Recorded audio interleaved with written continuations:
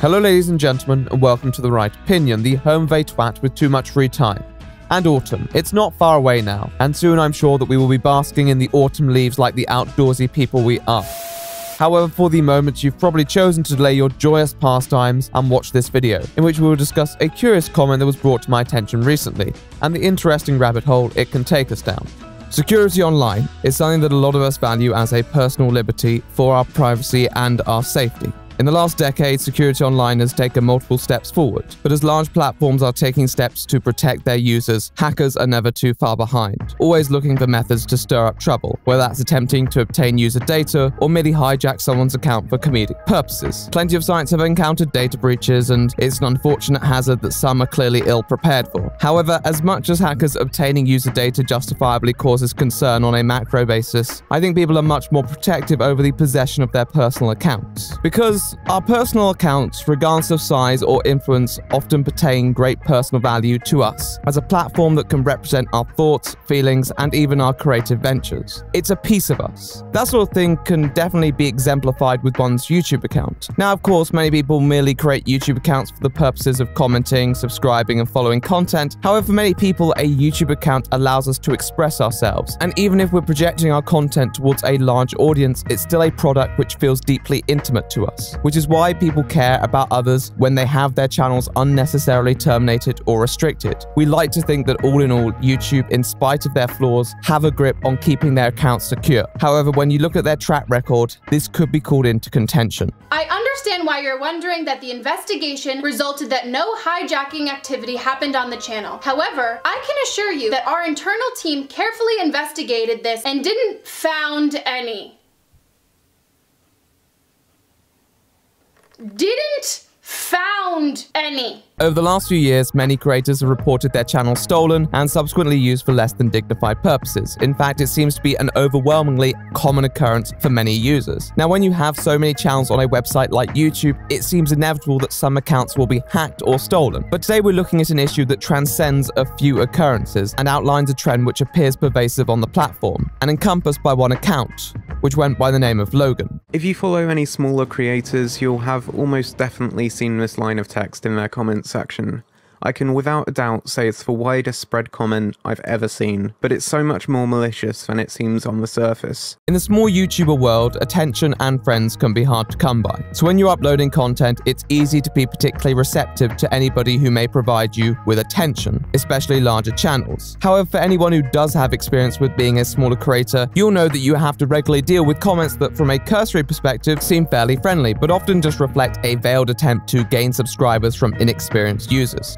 Now, those who have familiarity with YouTube will tell you that this technique is rather redundant, and most creators partaking in this will breed no longevity on their content because you're just cultivating a load of dormant subscribers. Numbers really aren't everything on that front. Nonetheless, this doesn't stop people from trying, and over the years, desperate creators have manufactured various automated techniques in an attempt to garner likes, views, and subs, and eventually monetization. On the surface, this is what appears to be the case with the account named Logan, a creator commenting on numerous uploads by smaller creators, with a simple three-word proposition: wanna be friends. And with such an enticing offer, who wouldn't want to be friends with this lovely gent? In times like these, we could use a good friend like the lovely fellow Logan here. However, as many of you have predicted, this comment was made by a bot, likely incapable of developing a meaningful friendship. And Logan himself was merely publishing substandard content on how to grow your channel. So what was the point? Was it merely farming views, or was it something a little more sinister? Yeah, the real way he growed his channel so large was using bots. They're all bots, but bots using real accounts. Your accounts, actually. Well, on the 13th of May, a YouTuber by the name of Evans111 uploaded a video with the subtitle, "The Most Dangerous Comment on YouTube," referring to Logan's comment in question. How could such a comment be dangerous? Well, according to Evan, it appears that creators who interact with this comment risk having their channels stolen and subsequently used in Logan's view farming ploy to boost his own YouTube channel. Go onto his videos and there were a plethora of generic, vague comments which appear to barely interact with the video at all, and only lend credence to the idea that something is not quite right with the project that Logan is running. Wanna be friends? Somehow, this guy developed a way of hacking people's channels solely by having them subscribe to him. And this is incredibly alarming. All these accounts posting these fake comments are real accounts, so this plague can go unnoticed by YouTube, and his channel can thrive with nobody knowing how. This is not okay. Evan postulates that this Logan character has created a bot which can take control of accounts who interact with its initial comment. He warns people to not respond or react in any way. If this was true, it would be a huge breach in YouTube's security, and not one that can be ignored. And it wasn't. In barely any time at all, Logan's account vanished and he became another YouTube relic. All's well that ends well, right? Well, not entirely. The fact is that the perception of Logan presented may not be the entire truth, and I'll explain why very soon. In spite of all the comments disappearing, Logan's channel was very much alive. It had merely shapeshifted a little. So why aren't people doing more about this hacker? Well, probably because he may well not be a hacker. However, take a look at the evidence today and you'll find a truth perhaps more alarming, and one that should encourage awareness from YouTubers and YouTube alike.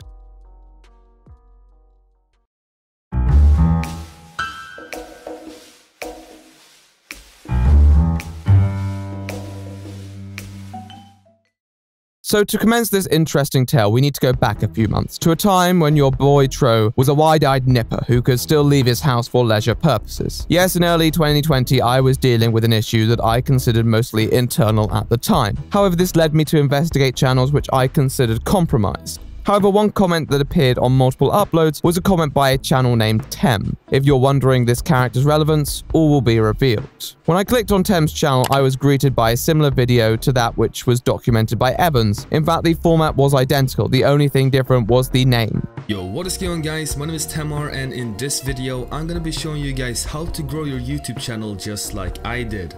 So as you can see, I have gained a lot of subs for the past few days, and the uploads that I was greeted by at the time were extremely bland uploads about how you could gain subscribers, views and traffic. After all, this Tem guy was an expert. Anyone who can secure tens of thousands of views on content with the personality of a grapefruit must be pulling off some impressive algorithmic massaging. However, there was an additional parallel that could be drawn between these two channels, the comments section, which was also predominantly occupied with rote responses from small channels. The only real difference is that some of these comments seem a bit more fleshed out, although many still represent a similar level of mental vacancy. However, there may be a reason for this which I'll soon divulge. At this point, you're probably coming to the conclusion that Tem and Logan have both been drawing from the same framework. However, it goes one step further than that, because Tem and Logan are in fact the same person. I'll give you a moment to let that sink in. The voices were identical, and so was the format of the content. And now this isn't a huge surprise. So Tem and Logan are the same person, big deal. But there are a couple more curious observations that we can make. Firstly, this isn't the only channel. In fact, his highly successful tips and tricks channel was launched off the back of another channel which was at that point going by the same name. So if you click on Tom, you'll see, oh wow, this channel has like 500,000 subscribers, that's crazy. Usually people will go and see what videos they uploaded. But these aren't Tom's videos. You can see that this channel has no videos uploaded. It was an interesting setup. Basically, he had a playlist of his content, but it was being promoted through a different channel. Why on earth would he be doing that? Well, probably to loophole the YouTube guidelines. You see, his first channel here had obtained subscribers fairly fraudulently, but barely had any videos. This is Mr. Beast, and this isn't Mr. Beast. But why isn't it? To the passive viewer, it appears to be his channel. It has his videos accordingly located with the complementary view counts. However, this is a classic trick used by these charlatans. They create a playlist, call it uploaded videos, and then position it at the forefront of the channel. You can typically identify these channels by a lack of featured video and the concealed subscriber count. Often, I must add. However, for the casual user, they may not notice and come to the conclusion that they've been unsubscribed by YouTube's eternally faulty system. An understandable assumption, but an incorrect one. Tem or Logan or Tom or Todd or fake Mr. Beast would then implement his bot to comment on smaller YouTubers who may find themselves starstruck in the moment and not think to question the legitimacy of this account. He pulled this off for a while and ended up with over 100,000 subscribers. However, if you go back further, you'll realize that this wasn't even the case, and that he was previously an account known as Traptown, who was also notorious amongst communities for, guess what, doing exactly the same thing. If you've got a YouTube channel, they'll send you a nice little message saying that they like your video, and they'll ask you, hey, do you want to be a YouTube friend? Now you might be asking yourself, what's a YouTube friend? They're basically asking, if you subscribe to my channel, I'll subscribe to yours. YouTube frowns on this. Some people call it sub for sub. Now the problem comes in if you subscribe to their channel. Now if you go to their website to subscribe, when you get to their channel, it looks like a normal channel. Now notice, you can't tell how many people have already subscribed. Now let me show you what's really weird. When you click on videos, there's no videos on this channel. They want you to subscribe. Now the problem comes in what they do with your information. From what I understand, they start by selling your information. And with dishonest people like this, who knows what else they'll do with it. The creator who uploaded this video, Live Free, alleges that if you subscribe to them, they acquire your information and supposedly sell it on. There is no accompanying evidence shown, and to be honest, this guy doesn't seem completely certain what their motives are. The internet is a dangerous place out there. You want to protect yourself and others, and that's why I've got this video out here. Chances are, if you're watching this, they've already hit your channel. Just do yourself and everybody else a favor, stay clear. One of the strangest things is that in spite of this mass live subscriber farming campaign, if you look at one of these Social Blade archives that I saved before the channels were shut down, you'd notice they almost certainly bought subscribers for their channel. At some point you can see they uploaded a video, but heaven knows what that video was. It seems they were set uploading on this other channel.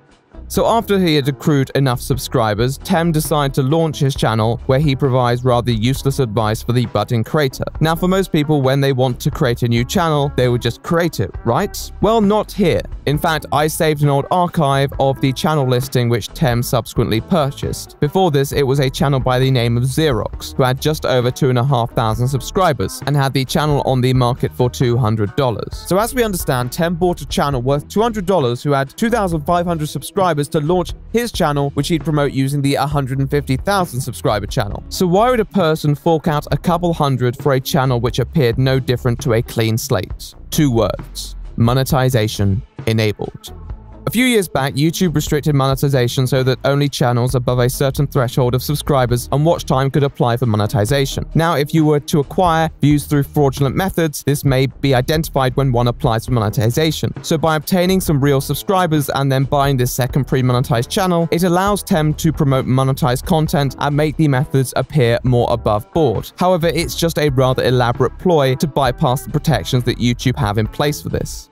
So Logan wanted to make a buck through a rather complex scheme, but if you're aware of the original narrative, you may begin to formulate some questions. What business would a hacker have in buying a channel? Surely he'd just hack one.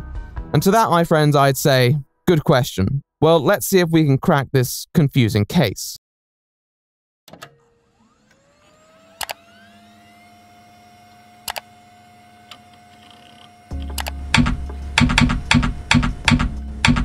With the evidence that we have assembled currently, does the idea that this Logan guy is a seasoned hacker really stack up? Well, obviously he's operating some sort of enterprise which involves less than kosher methods of acquiring traffic, but is he the individual hacking all these channels which appear on his videos, or is he just the buyer? Obviously, it is a possibility that Tem was the individual who listed the channel before removing the listing and deciding to use the channel himself, as the seller doesn't actually have any sales to his name. However, the transaction may have been done off-site, and it also doesn't explain the unusual methods of procuring people's data, which would have been done through interaction. There was no established correlation between the channels who Logan commented on and the channels that had been compromised. If Logan had installed a bot that commented on multiple channels' videos, and some of those channels were subsequently targeted for hacking, then of course it may lead some people to believe that Logan was the individual who hacked their channel. Correlation, however, does not imply causation.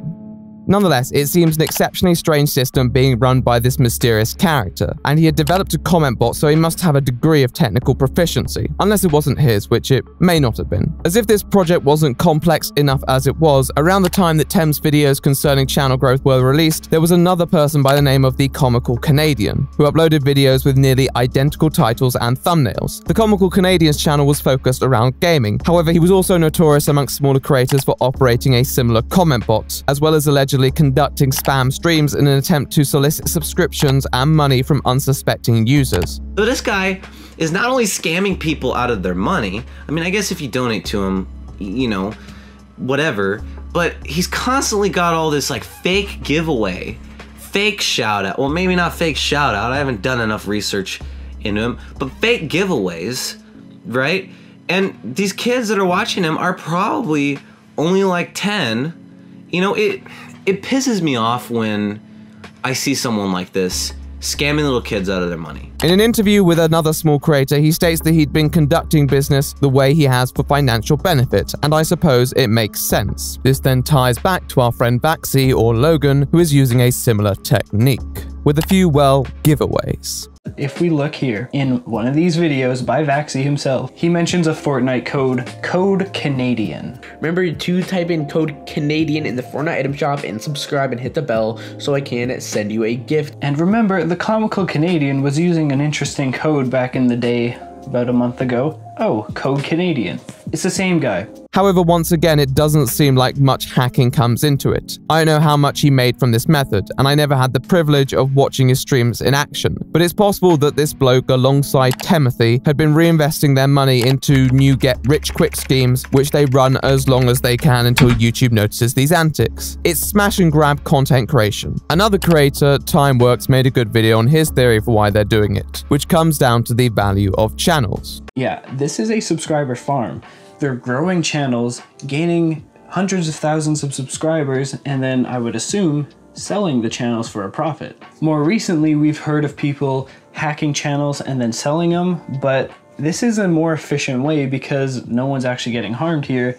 It's just one big sort of scam, spam thing. And they make a lot of money by selling these channels that they sort of grow. He provides good running commentary on the creators of these bots who have recently come back under the name Bananarama and many others, and even conducted an interview with one of the people involved. If you want to know what the dude is up to, then definitely check it out. It seems they buy the channel, do what they plan on doing, with an undisclosed goal. So the next very important question I asked is, do people get hacked in all of this? And I asked it right away because I knew that this was a major concern for the whole YouTube community. And so Supremacy said straight off the bat, no. The only hacking here that's going on is false information.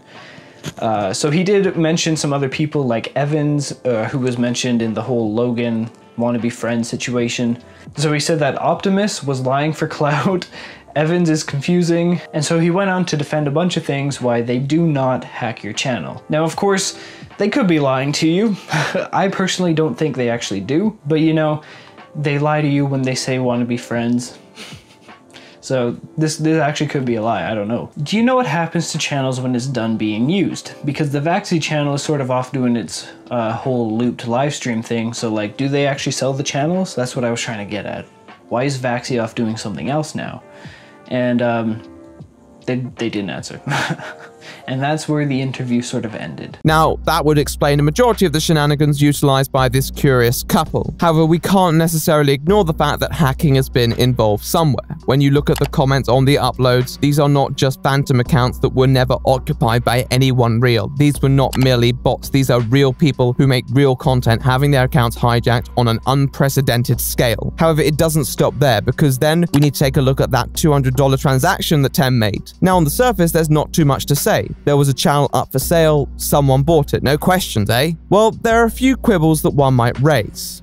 Now, firstly, as I understand it, selling your channel is a violation of YouTube's terms of service, and it's something that you can find on the relevant page. Although they don't seem to take a particularly strong stance about it, it seems that selling it on third-party websites comes into conflict with their AdSense policy. This makes sense for obvious reasons, because people could just buy a monetized channel and begin posting content that YouTube did not approve. However, this is more YouTube's PR problem. What boils down to being a creator-oriented problem is what you can find by digging a little further. YouTube channels have value. They've always held some value, but if you look beyond the individual listings for that account, you'll find a website flogging various accounts for varying prices known as Axe Market. They're selling YouTube, Instagram, Facebook, Telegram, and Twitter accounts. Now, this website does have a verification procedure to make sure you have access to the account you're selling. However, if someone has infiltrated that account to use it for malicious purposes, this is not really sufficient means of confirmation.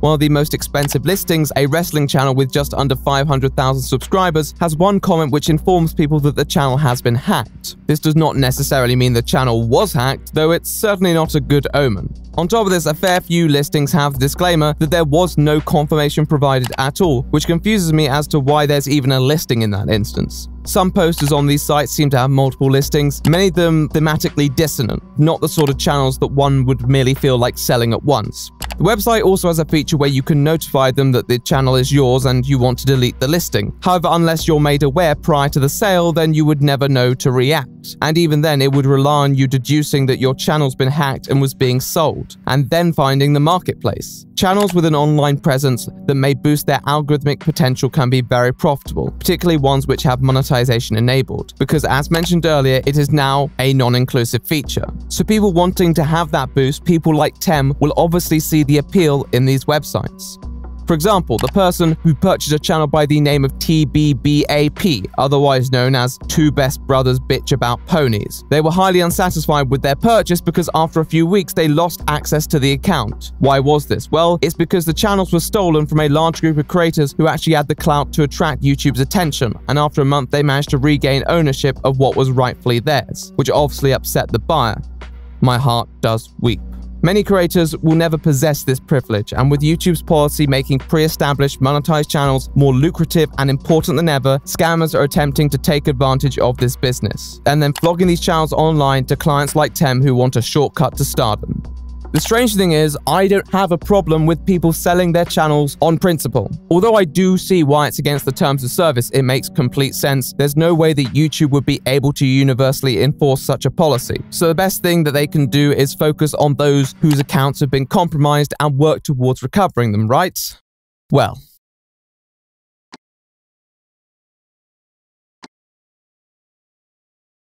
YouTube has a worryingly impersonal relationship with a majority of their creators. It's unavoidable to a point, but there has to be a stage where YouTube starts to listen to people who represent the majority of full-time partners. Not just the mainstream TV imports and not just the YouTube Goliaths, because creators from different echelons are likely to face different problems.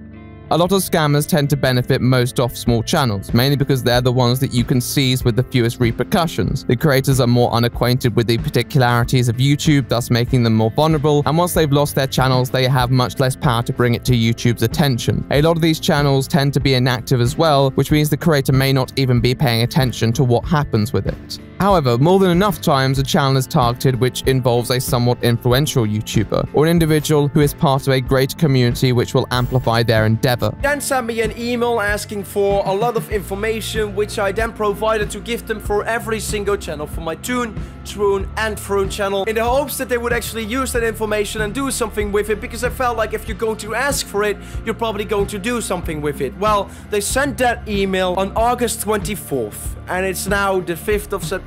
So that's again like almost 2 weeks later.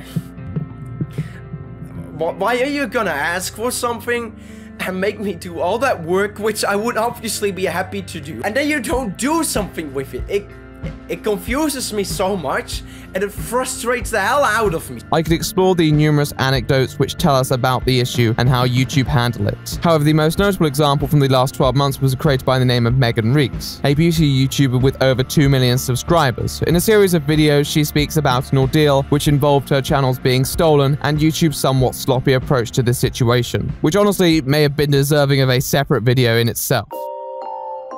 Picture this. You've had a YouTube channel for 10 years. Hey, this is Megan. This is gonna be my first official YouTube video. Then one day you log into your channel and you realize it's not your channel anymore. It has been completely rebranded as something called Beauty Dior, full of weird beauty compilations that have clearly been ripped straight from Instagram. Oddly specific? Because that's exactly what happened to me. I'm going to try and keep it brief, but after her main account was breached, it was hidden from a number of her subscribers who notified her immediately. This then led to a drawn-out exchange with Team YouTube, who repeatedly sent her the wrong instructions to resolve it. Then they respond, and they tell me, seems like your channel is back, it just might take a while for the features to be back. To be honest, don't fully know what that means, but sure, I'll take it. But then they followed up with this. It had been fixed. And then they sent me a link to my vlog channel. Not the main channel that had been hidden, not the channel that I filled out all of that paperwork for that we've been talking about for the last 2 weeks. Might I add, this is the vlog channel that we have not discussed for the last 2 weeks until today, when I sent over, hey, this one video on that channel seems weird. They say, oh, wow, our bad. We've been looking into the vlog channel. I don't know about you guys, but to me, it doesn't really make a lot of sense. Not only had I filled out all of those forms and questions about my main channel, the channels don't have the same or similar URLs. They're not attached to the same email addresses, and we haven't been talking about that one. They apologized for the snafu, the mix-up, the kerfuffle, and then they proceed to send me the steps to unhide my channel. They also acknowledge that these are the exact same steps that they had sent me previously and sent the screen recordings of. So essentially, we are back at square one, where we were at on October 24th, and it's November 9th. Despite being offended, I cleared my cookies and my cache, and surprise, it didn't work. And then, as if I wasn't about to lose it already, I get an email in which they said this would be the final attempt to unhide my channel. So this final attempt, you would think balls to the wall, something we haven't tried before, risky, things might go wrong. No, it's the same link to unhide my channel that they sent me before. The same basic instructions on how to unhide a YouTube channel that anybody can access. November 11th, they then realize that they've sent me the wrong link. Oh, our bad, we sent you the wrong link. Not laughing. They then provide me with another link to unhide my YouTube channel, and guess what? It works. Do you know why? Because it's a completely different link than they had sent me all of these previous times to unhide my channel. It is also a link that cannot be accessed unless you have a direct link. You need someone from YouTube to send you this link directly for you to be able to even see this part of the site. A link. So instead, it took from October 24th to November 11th for my channel to be fully reinstated, when all I needed was a link. This was already a bit of a shambles. However, in this instance, the hackers were particularly persistent and eventually gained access to Megan's second account, her vlog channel, changing the login before she could even react, then selling it on a forum for the grand fee of $500. And this would be the first of several compilation videos of pretty obviously stolen content, which are accompanied by a bunch of comments, which seem totally legit, very much pertaining to the content of the video, definitely human. And definitely from the 500,000 people that had been subscribed to this YouTube channel. Sound similar? I thought so. This channel then rebrands to Beauty Dior and begins uploading copyrighted content. This then triggers thousands of people to unsubscribe as the audience didn't recognize the channel and wouldn't want anything to do with such meritless content. With the sufficient level of evidence, it becomes quite apparent that this channel is no longer in Megan's possession. So if it isn't too difficult for any casual observer to see the problem, then YouTube shouldn't have too much trouble either, should they? Not to mention, with a quick search, you could tell that this URL was my vlog channel, which seemed to be much simpler than explaining over the course of nearly a month of emails what a hidden channel looks like. This time, I have so much more ammo. Literally, it's been rebranded. There's a whole other name. There's a description. There is a video up. I feel like this is like open and shut case. Well, apparently so. After escalating the issue to their internal team, they conducted an extensive investigation and came to the resounding conclusion that there was no suspicious activity. What? So then between February 13th and February 21st, there have been multiple emails exchanged. Lots of these very human responses from YouTube giving me updates that don't say anything, and lots of my manager being like, hey, what's going on? We need to figure this out. Then February 22nd comes around, and YouTube had finally figured it out. Actually, first my manager had followed up yet again, and they responded to that email with their findings. Hi there, thanks for the prompt response. This case was opened because this second channel of Megan was claimed hacked. We asked our internal team to do an investigation about this report. We just got an update from our team that after our investigation, we can state that there were no signs of abnormal activity found in the channel. Feel free to email us back if you have any other concerns. The fact that I am not Beauty Dior, this is not my channel, and this has clearly been hacked. I understand why you're wondering that the investigation resulted that no hijacking activity happened on the channel. However, I can assure you that our internal team carefully investigated this and didn't found any. Didn't found any. To help keep your account safe in the future, please view these tips on how to create a strong password and give your account extra security here. Sorry that I don't have good news for you, but if you have other concerns, let us know. They are telling me that my YouTube account has not been hacked, and then they give me the steps to protect my YouTube account from being hacked. The YouTube account that I don't have access to because it has been hacked. Yes, it seems that in spite of the deluge of verification that Megan displays, the very professional specialist cyber monkeys at the Eternal team were not won over. On top of this, a lot of YouTube's correspondence could be described as a bit incompetent. Until February 11th, radio silence. My manager emails again. Just following up. Will she ever get her channel back? Someone hacked it and has been using it and uploading to it, and she's already lost 30,000 subscribers. We are baffled why it takes so long. Honestly, I was shocked, but we did get a pretty prompt response, letting us know that the person we'd been talking to was going on holiday. The same person who had gone on holiday before was going on holiday again. The email starts with, "Hi, Alex. How's it going?" I want to let you know that there's about 10 people on this email chain. No one's name is Alex. There's no Alexander. There's no Alexandra. I've never spoken to an Alex at YouTube. I'm Alex. Bob here, stepping in for Chad today, who has been so eager to resolve your case. Have you been? Have you been so eager? You've clearly done so much. I just wanted you to know that our eyes are all glued on our case. Let me remind you that I haven't been on these emails since the end of January, so I only get these sent later. My manager's assistant responds with, "Thanks, the manager's name is, and the client's name is Megan Rinks. Nobody's named Alex here. Hi, apologies. My last email was meant for you and not someone by the name of Alex. Thanks for understanding." In response, Megan decides that there's only one option, which is to openly drag YouTube, because as many creators have experienced, is often the only way to make them actually take notice. So she tweets out her frustrations, and eventually, with the help of Shane Dawson and Gigi Hadid, Megan initiates a conversation with the Team YouTube Twitter account. However, this conversation was equally confusing and unsatisfying, particularly with mind to the emails she was now being sent. But they then also informed me that they would be marking this case a high priority. Again, the emails we had previously talked about, we were done. It was done, nothing had happened, but it wasn't until Shane tweeted, they were like, actually, we're gonna make this a make what high priority? I thought this case, are we doing it again? Prior to this, there was no suspicious activity. They couldn't found any. Case was pretty much closed. Is it a weird coincidence that this new email comes with them marking this case as high priority just a mere hour after Shane tweeted, and also then talked to his personal YouTube rep about it? What do you think? Seems a little sus to me. Eventually, over 2 months after her channel was stolen, YouTube emailed her a resolution on how to recover her channel. Fantastic.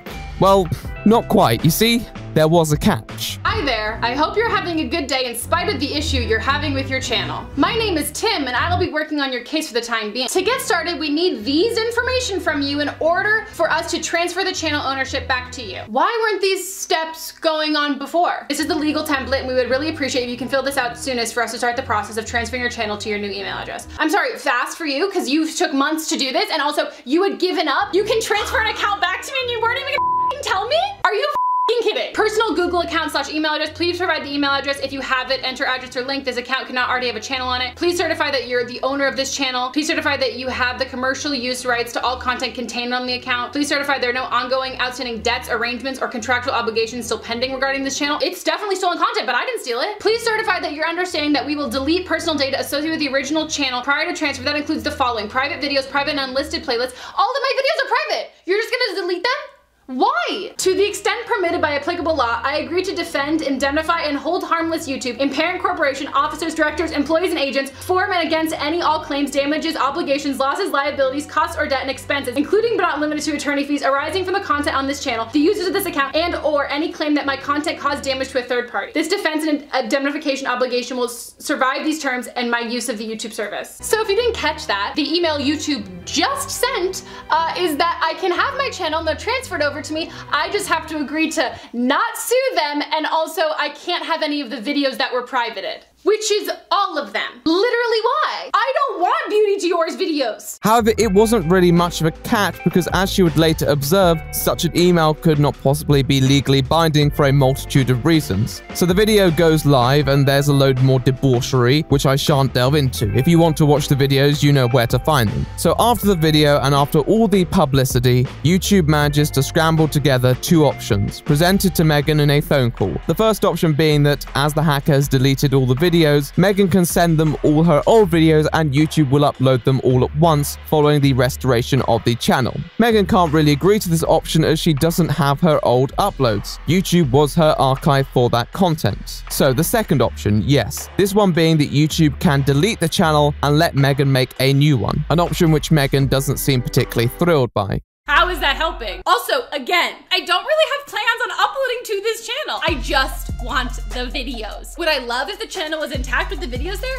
Yes. But would I like to make a new vlog channel? No. Also, I don't need your permission to make a YouTube channel, Claire. I can do that whenever I want. Between these two options, you are literally offering me a channel with 500,000 subscribers and a channel with none, neither of which have my videos, which is the only thing I wanted. They explained that the reason option 2 even exists is because they're rolling me, protecting it in case something bad happened. Were you not protecting the first one? Apparently that is a superpower they have. You just need to know really far in advance before they hack it so they can like put you on an elite list and be like, don't hack them, they're my friends. Also, it's not even that. I think she just said that. Like there's literally nothing she could do to prevent my channel from being hacked. I don't think they care. Now for many people at this point, I'm sure you're thinking that there must be some degree in which YouTube keeps archives of the videos themselves in case of this sort of eventuality. Well, it seems they do, but the YouTube representatives claim that they can only keep archives of creator videos for 30 days following their deletion. However, Megan then appears to disprove that as well. Even when I think I must have asked 3 separate times, what is the average amount of time it takes for a channel to be back through hacking? They couldn't respond and they finally said, it varies. Which is a totally legitimate and fine answer. If you didn't tell me before that there is a set in stone 30-day time limit in which the time of the videos are fully deleted and not recoverable from YouTube anymore. How can it vary? It varies from what, 1 week to 4.5 weeks? Regardless, if you didn't figure it out in 30 days, that's on you. That is your fault. A lot of stuff in here, AdSense, things like that, but what I'm gonna focus on is that 30-day rule of data retention. She says, and I quote, regarding your question about data retention. So she didn't thank me for asking this question. Regarding your question about data retention, as we mentioned during our call, we have data retention policies, that this is a link to the Google data retention policy. I then click on the link of the data retention policies, assuming that it's going to verify in detail everything that they said to me on the call and this email. Specifically, the 30-day data retention policy that Claire and Walter keep referencing as literal fact. I assume this link is going to verify everything they've been telling me. And I am only a few sentences in before I realize that everything they've been saying is not true. According to this article, there is absolutely a chance that I should be able to get my videos back. Something that has never been a part of option 1 or 2. Not once in the document does it ever say there is a set in stone, forever and always, 30-day policy in which videos will be deleted. 30 days is not mentioned once. For being mentioned so many times on the phone call and the emails, it is not mentioned once on Google's official page of their data retention policy. To this day, I have never seen 30 days in writing other than these emails. Furthermore, inserting an exact quote from the policy they sent me, our services also use encrypted backup storage as another layer of protection to help recover from potential disasters. Data can remain on these systems for up to 6 months. This process generally takes around 2 months from the time of deletion. I say, the videos were not deleted 2 months ago. If it takes 2 months for the videos to be fully deleted, why wouldn't any of the videos be left? Did you halt the 2-month deleting process? When? This often includes up to a month-long recovery period in case the data was removed unintentionally. To which I specify, the wording here is often, not always, or not standard policy. There is no mention of a hard, binding 30-day limit. I then send a link to a video that Lily had sent me earlier about someone whose channel was hacked and they got all of their videos back. The description of this guy's video literally says that someone on the inside of YouTube was able to get his videos back and it took a miracle. I say, why wasn't this my experience? And with this, some glaring issues begin to become apparent.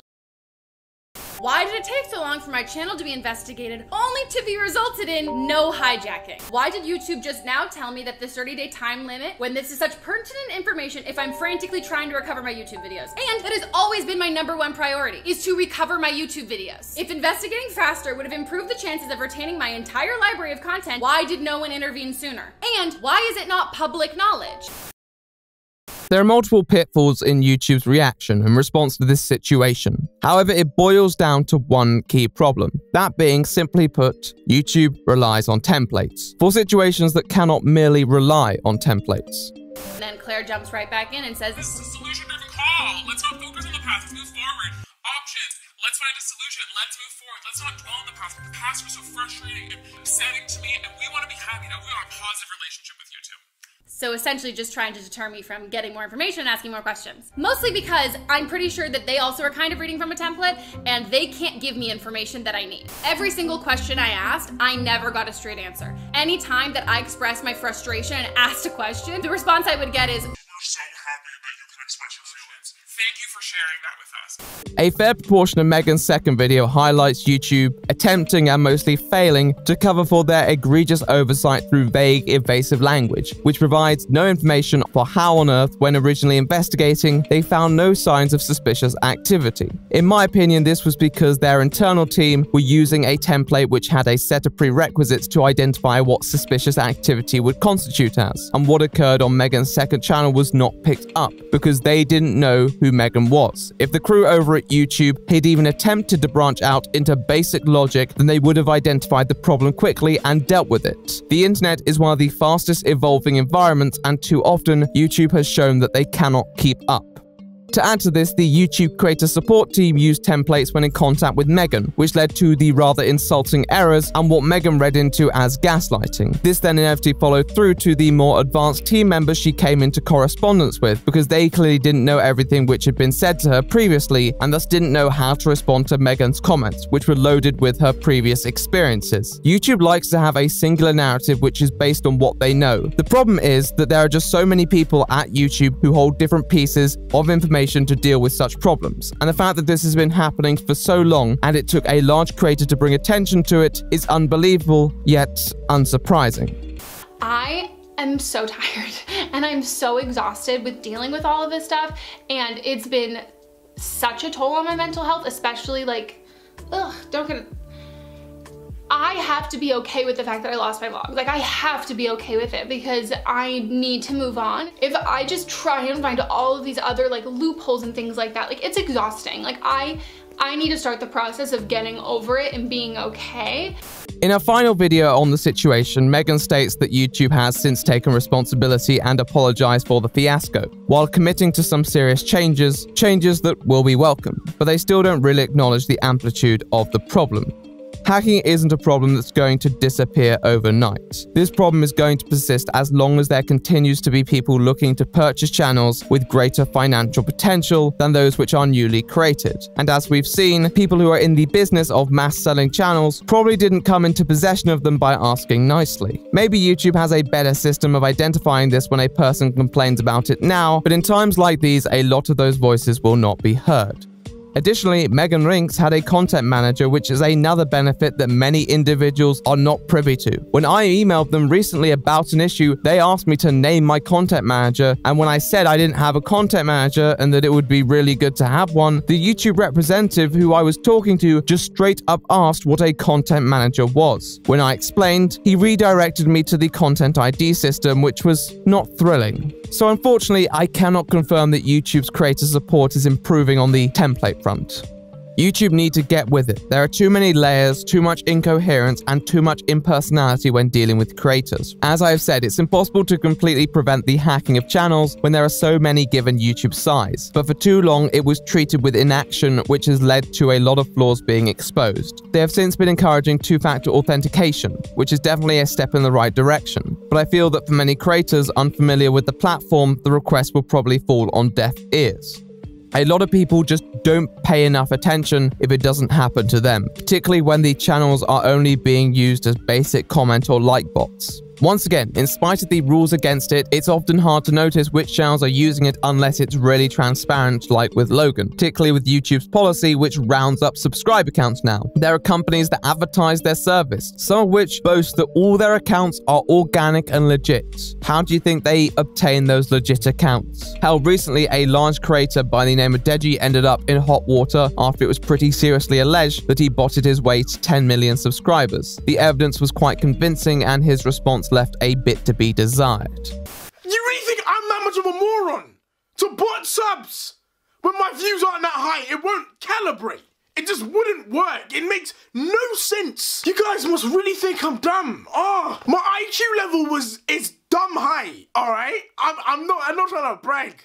My IQ level's 189. That is a very high IQ, okay?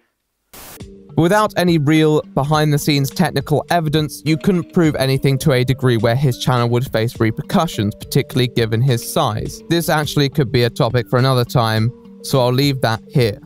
In Megan's third video, she explained how she needed to speak to executive-level people with serious clearance to even understand why she couldn't recover her channels. And they couldn't tell me, Claire and Walter on the phone, what day the vlogs had been deleted because they didn't have access. They didn't have that level of, like, I don't want to make it sound like the White House, but like that security clearance or access. And even the person I talked to who's incredibly high up at YouTube, they had to go ask somebody who's really high up in the tech spot to specifically go in and figure that out. And the day that my videos were deleted was the day that my channel got hacked. Their video count uploader, that's not something that updates regularly. It takes a little while before it reflects that. And that was the answer that I was given as to why I didn't get my videos back, because it had been more than 30 days. And those loopholes that we had found in the 30-day process and all of that sort of stuff, they pointed out, yeah, we're all valid and all really great arguments, but it doesn't change the fact that those videos are gone. And they were like, if we had them, we would give them to you. That is such a fantastic white horse, like knight in shining armor story of being able to really clear our name and make us look a lot better. And there's no reason why we wouldn't give them to you at this point. Like, the videos have blown up, everybody's talking about them, it's caused quite the fuss in the office, and there's no reason like we wouldn't just keep them from you, because it makes us look worse for the fact that we can't give them back. There's so much we don't know, so much that YouTube doesn't want us to know, but it extends beyond that to things that most YouTube staff employed to talk with the creators barely know about their own company and thus cannot deal with these problems effectively. YouTube always feels like it's one step behind the issue. Well, multiple steps. As much as I thought mine was terrible, I was getting people sending me screenshots of the fact that their accounts had been dealing with all of this and they got shut out and no response for 2 years. What? This is a failed system and it's not working. And also through all of this, I found it's not working for me. It's not working for so many creators who have much smaller channels. But also still, it took shame tweeting for them to care about me. 2 million? Not enough. When people first discovered Logan, it was pretty clear that suspicious activity was present, and I can't really blame people for theorizing about his nature, which clearly demonstrates some proficiency. But to allege that he was taking control of channels which merely interacted with him before using them to interact with his own channel was likely giving the guy a little too much credit. However, at the same time, if it were a case more local to him, this explanation would be the end of the issue, when really it was just the start, one that revealed the underbelly of a crooked system and those who exploit it. But what can be done? Well, let's tie up this discussion. Security online. For many creators, large and small, it's a priceless asset, and one that hopefully we can do a better job of protecting from here on out. I focused on specific examples today, but so many people have lost their channels unnecessarily, even people who I know, and those who did manage to recover them often had to go through excessively stressful scenarios which incurred great cost. In my opinion, regardless of the tricks they've pulled, people like Logan are just the tail end of the snake, and until we aim for the head, we will see a repeat of these sorts of situations. I've already spoken a bit about what YouTube can do, but it's down to them as to how they want to implement prevention measures effectively and how much they want their teams to be in the know. YouTube has set policy and structure which is primed to provide benefit to those who take advantage of it, whether that's merely botting or forcefully seizing channels with intrinsic value. Their teams need to have a better grip on these perils and how to identify the patterns they take, or disseminating necessary warnings to creators when these patterns arise. In these circumstances, everyone does better by knowing a little more. As for the sites, it's hard to really do anything else than make sure the people who you rate aren't having their channels sold off without their knowledge. And if you see someone you know, ask them if they're the owner of the listing. However, we're not going to be on these sites all the time. In fact, I'm sure most of us have no intention to go anywhere near these sites. The truth is, a lot of smaller channels will never be noticed, and I'd recommend a better verification system for these sites to utilize if they do truly care about this stuff, which they may not, so I won't hold my breath. So what's the final piece of this puzzle? Well, I guess it's where you guys come in, the creator. At the end of the day, these are your accounts, and although it's impossible to guarantee a fully secure account, there are definitely ways to protect it that are worth noting. With that in mind, I think it's time for a feature. When I was a small creator on the platform, there were a few people within the community who I looked up to. Most of these people have either garnered popularity or left the site without a trace. My guest today is someone who had done the latter for a long time, but recently returned, dropping me a line, and I thought, you know what? You guys might like to meet him. So ladies and gentlemen, talking about security vulnerability online and how to prevent it, I present to you my good friend, Mugcup. Vulnerability online. It's a more prevalent issue now than ever, with classes over platforms like Zoom regularly having their vulnerability tested and pushed, often past their limits. So what's the solution here? YouTubers should just pick longer passwords, right? No. I mean, yes, you should have a long password, but no, that's not why most instances of YouTube channel theft occur. The fact of the matter is, Google is a ridiculously secure company in the grand scheme of things, which is to say that it takes quite a bit of doing to get into an account that isn't yours. Brute forcing your way through a password check will just get you to an IP check and yada yada. Point being, there's a lot of hoops to jump through, and some of those hoops are quite small, you know, because they're like hard to jump through. You get it. Anyway, so how do YouTube channels get stolen? Well, oftentimes it's through a process called social engineering, or SEing for short. SEing is pretty much just getting people to do stuff for you, altering another person's actions with your own social stimulus in the pursuit of a favorable outcome. To try to use this tactic in person, in my opinion, is just neckbeardy bullshit. I know there are some studies about mirroring and its effect on openness, but I am of the firm belief that in any in-person social interaction, you will have infinitely more success being yourself than by playing the game. However, online, because the social stimulus we receive is so vague, generally occurring through text, we are much more vulnerable to social engineering. And yes, I understand that this sounds completely counterintuitive. Being more vulnerable on the internet, you would think you would have your guard up all the more. But it's important to remember that when you're navigating the internet, your goal is not always to keep yourself safe from information phishing. It's usually either to work or to entertain yourself. And when you're on YouTube, as a small creator, not only is your primary goal not to keep yourself safe from phishing attacks, keeping yourself safe is actually downgraded to at least your tertiary goal, with your primary being entertainment and your secondary being success. So we've proven that SEing is effective, even though it feels like only an idiot would fall for it. But how does it actually happen? We touched on this a little before, but on YouTube, given that a password isn't enough to steal an account, hackers are going to need a little bit more, making their social engineering attacks go a little bit deeper. While you'll occasionally spot a fake YouTube link, or merch store link, or another weird tailgating attempt from a misspelled PewDiePie, generally, the kinds of social engineering schemes that put small creators in the face of danger have a little more nuance. Let's say a guy emails you. He says, "Hey, this is Chet from YouTube. I tried to log into your account to fix some issues on our backend, but due to your settings, I need you to approve my entry into your account. Don't worry, I'm just updating some things." Like all other Chets, this Chet is a liar. He's not with YouTube, and he's gearing up to get his buttery little hands all over your YouTube channel, either to sell it or to add it to his collection of YouTube channels that he can alluringly spam people with and start the cycle anew with another poor soul. So, basically, if you're a small creator, just don't let your excitement lead to your demise. As a small creator on YouTube, the most exciting things are also mixed with the most danger.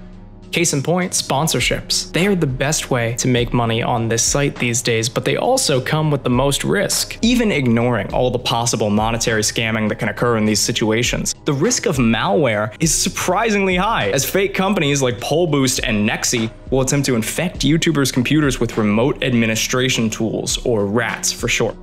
RATs allow the administrator, or in this instance, the hacker, scammer, whatever you want to call them, to view all your saved passwords, record your keystrokes, view your webcam, listen to your microphone, speak through your headphones. Any nook and cranny of your privacy, essentially, can be rifled through by some random guy because you downloaded and opened a program, hoping to make some money. So of course from there, the next logical question is, so how do we avoid that? I know it's scary to risk losing a potential sponsor, but you have to do your research. And if something seems suspicious, you owe it to yourself to take that impulse seriously. Look for the little things, the gaps in professionalism that a legitimate company would never dare show. Advertisers admitting that they aren't good at their jobs but will make up for it monetarily is a dead giveaway, and a pretty common one too, as what employee on any actual company email would ever write that? And yet, we can see this on proud display in the case of Tech It Easy. A man contacted by a company named Oreo Cleaner? Cleaner? Either way, it doesn't matter. I'm gonna spoil it. It's another made-up company. And yet again, we see this company representative openly admitting that he's not very good at his job, attempting to explain away his own lack of professionalism, and once again ensuring that his rat will be downloaded to the victim's hard drive by promising a monetary reward in exchange for a review, a process that requires, at the very least, a brief look at the software. More than enough time for a rat to take root and steal the data of the content creator in question. Another important point. Your phone can get viruses and has a high probability of doing so if you randomly download every app that any rando pretending to be a company sends you. Point being, stay vigilant and follow your instincts. You are not selfish, nor are you stupid for wanting to work with reputable people. A lot of scams will also try to scare you into stupidity by giving you a time limit to take action and avoid a negative result, like the loss of your channel, or, in the case of sponsorships, a loss of income. Even our very own The Right Opinion had 2 particularly clever attempts at his channel mate, with a scammer using a throwaway email with an altered name to make themselves appear to be a YouTube employee in both scams. In the first scam, The Right Opinion was directed to a phishing link disguised as an altered terms of service, with his channel being threatened with deletion. While in the second scam, he was accused of uploading harmful and violent content, and it was declared that his channel had a strike. And once again, he was directed to a phishing link, but this time it was disguised as an appeal form. Once again, we see a trend in both of these strategies as they both attempt to induce panic in order to compromise your judgment. But with all scams like these, it's important to remember that YouTube isn't just going to email you about anything significant that happens to your channel. It'll also show up in your YouTube studio, or in the case of a terms of service change, it'll likely appear on your homepage. So rather than following any risky links, just type youtube.com into your browser and you will get a version of the site that will not steal your data. Scammers prey on the parts of us that aren't reasonable or rational, and loss aversion, the cognitive distortion of value that it is certainly neither of those things, and is thus often exploited by scammers. In addition to everything we've talked about so far, due to how little is known about the wannabe friends comment, a lot of people are suspecting that channels like Logan are using an exploit in the OAuth token system in order to gain people's account permissions without needing to obtain their details.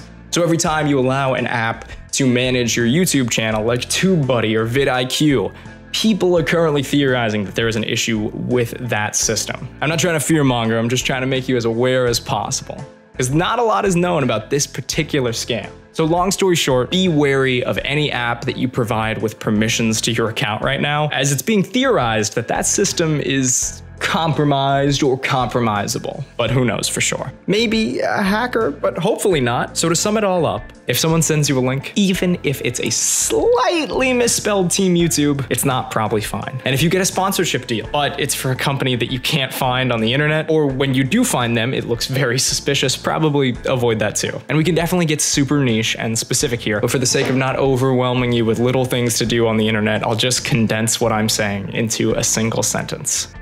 Look around before you type in your information. Make sure that the Google login page you're about to use looks like a Google login page, and listen to your antivirus or your browser when it tries to point you in the other direction. Thank you, Mugcup. Thank you for being such a top lad. I hope we all see you around soon. And I hope you imparted the viewers with a little wisdom. I'll be leaving a link in the pinned comment if you guys feel he did.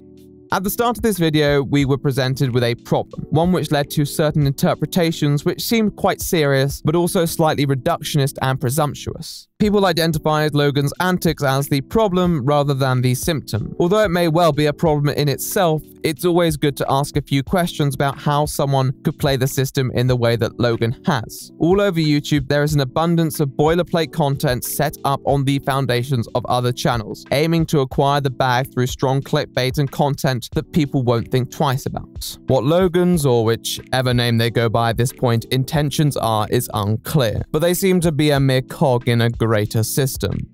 Behind the scenes, there are people working round the clock to wring out channels from unsuspecting small and medium-sized creators, those who may not be too familiar with the trickery operated by these fiends. When these people notice, it's often after they've lost access to their account and respective emails, and their means of finding help is limited. YouTube's response has often been lackluster, typically relying on a rudimentary checklist, which has occasionally failed to diagnose the problem altogether, even when it appears flagrantly obvious. This was revealed most sensationally in Megan Rinks' video, but can be attested in the rants of many other frustrated creators. The main thing that pissed me off the most was losing my TRO channel. I went fucking insane in like the last fucking 6 weeks, not gonna lie. Insane as in, I had no control over my emotions anymore. And they got depressed. That's basically what happened. Depressed to the point where I could relate myself to 14-year-old fucking me who had suicidal problems. Given YouTube is about as transparent as they ever are, it's hard to know whether they've truly ameliorated people's concerns, but I'd hope they're at least a bit more conscious of the matters highlighted in this video and others. And Google and YouTube support were just taking me in circles, telling me to do the same thing over and over again. Completely useless. Like, completely useless. So finally, on the 10th day, 10 days, the account recovery comes through, and I get my account back. So, thank you, Google, even though you didn't really help that much. Well, that's faster than before. Nonetheless, it's best not to rely on corporations to look out for you. It doesn't always end too well. Take all necessary precautions to safeguard your account from malicious actors, and be sure not to fall for any of the machinations which may seem credible to the untrained eye. If you do this, not only do you protect your own account, but you allow YouTube to perhaps dedicate more time to those who have fallen victim. Emphasis on the perhaps. I shan't speak too unequivocally on their priorities. The internet is an evolving place with evolving problems, and we need to evolve with it.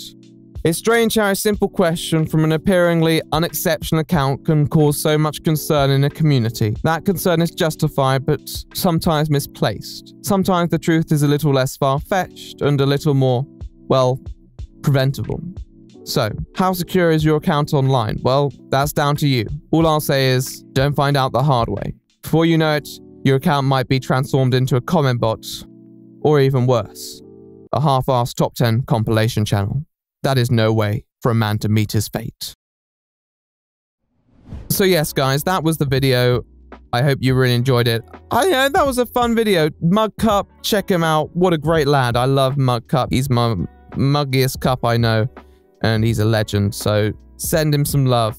I want to give big thanks to my editors. They've done a fantastic job, and I cannot thank them enough. I need to thank my patrons. The $10 patrons are up on screen right now. Thank you guys for your support and contribution. I really appreciate it. But also the $50 Patreons, Sumhuller Blue, Caroline, Hypercube, Amanda, Devon, Shiro Chigo, Vertex Avenger, and Doug Nolan. With extra special thanks to my $100 Patreons, Christopher Carras and Ileana Banana. What a charming name. Thank you so much for your support. It really means a hell of a lot. You guys are top-notch people. Keep it up. Thank you for your continued support. Anyhow, I don't have too much else to add. If you want to find me on my social medias, they'll be in the pinned comment, Discord, Twitter. I'm not using Facebook right now, but you can still follow if you want. Anyhow, I don't have too much else to say, but I hope you guys take care of yourself. And I'm The Right Opinion. I'll see you in the next one.